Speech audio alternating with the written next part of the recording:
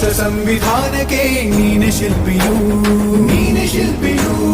ದಾರಿದೀಪವು ನೀನೆ ಕಲಿಸಿಕೊಟ್ಟೆ ಸಮಾನತೆಯನು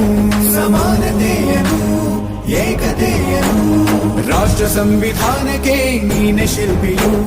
ನೀನೆ ಕಲಿಸಿಕೊಟ್ಟೆ ಸಮಾನತೆಯನು ನಿನ್ನ ಲೇಖನಿಯ ಬರಹ ದೇಶ ಗರ್ಜನೆ ಒಂದು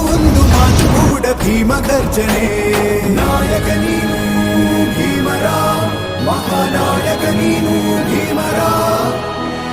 ನಾಯಕ ನೀನು